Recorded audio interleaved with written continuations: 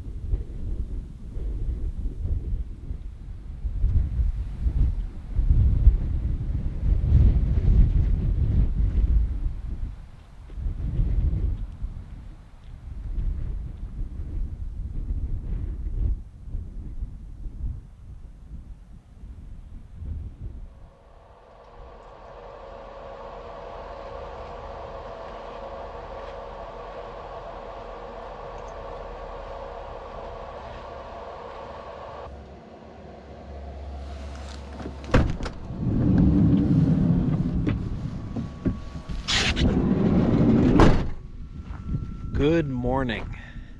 This is what it's all about. A beautiful campsite in southern Arizona, a good night's sleep, peace, and seclusion. This is a lovely designated dispersed campsite that's down a primitive two-track, although it wasn't too technical. Pretty much any four-wheel drive vehicle can handle it. As you can see, there's a stone fire ring. There's enough room for one vehicle comfortably. Cell service is passable, and the campsite is on a slight grade, so you might need some rocks or some logs to level your vehicle. But it's a beautiful spot, privacy is great, and it's pristine with sweeping views.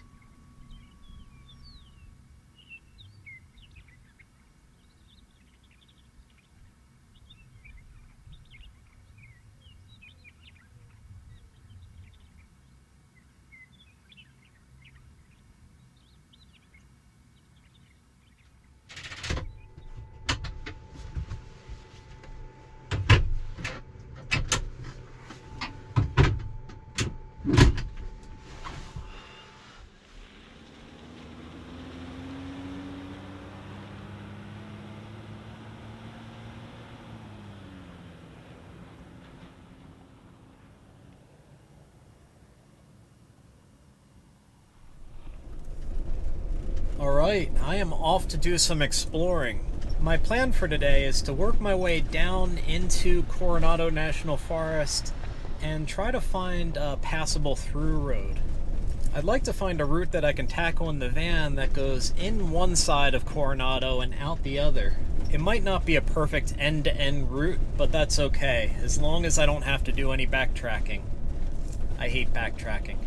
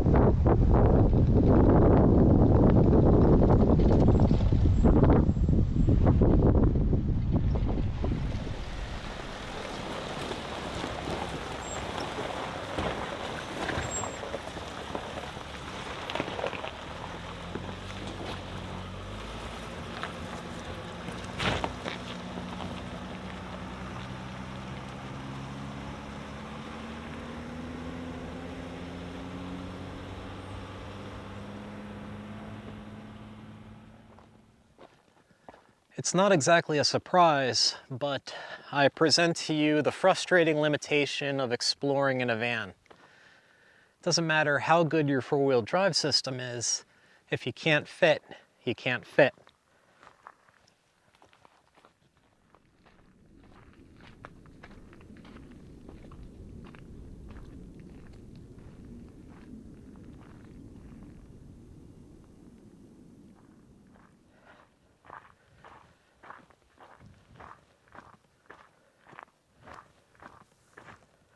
I had high hopes for this trek too. It follows a stream up through a canyon, and according to the map, it looks like it terminates at the base of those mountains. There's almost certainly a scenic overlook or an idyllic campsite. I'm just gonna have to come back in the Jeep.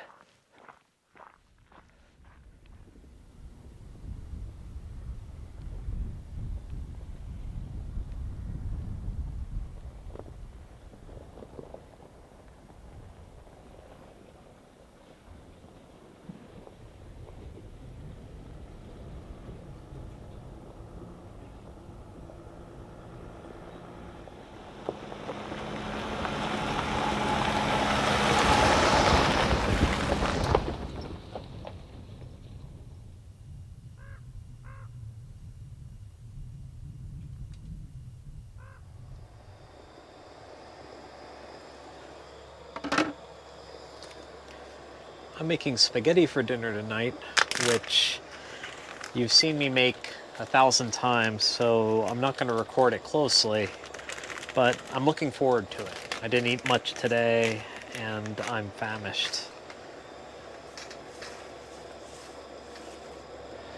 Set the timer for 12 minutes. So I found this great campsite in Coronado National Forest down a Forest Road spur. This spur is maybe a mile or two long, and it's lined with a lot of really nice dispersed campsites. In fact, I have a neighbor about 100 yards away in a Ram Power Wagon. Looks like a kindred spirit. Revel enthusiasts, you might be wondering why I'm using a propane stove, and it's solely because I like to make pasta in this Sea to Summit X pot because the lid has a built-in strainer. It's just really easy to make pasta in, and it's not an induction piece.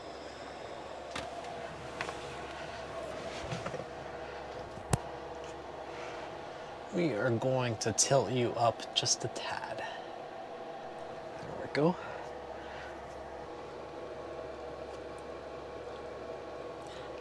Perfect. This is delicious. I might not be good at cooking, but I can make some decent spaghetti.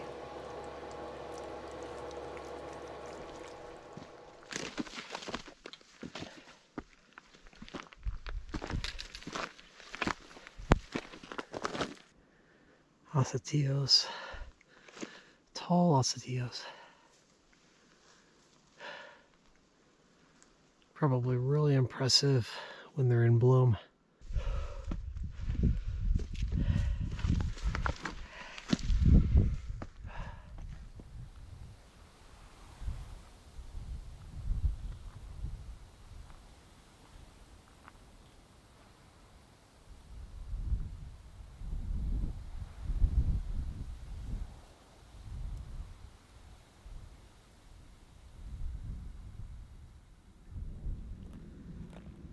Well, I don't know what compelled me, but I decided to climb the mountain just north of camp.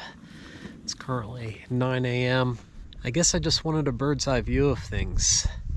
And you can't argue with the view. It's beautiful up here. I've got a great view of the van down at camp, and well, I needed the exercise. Now I just have to scramble back down without breaking my camera, my coccyx, or another metatarsal.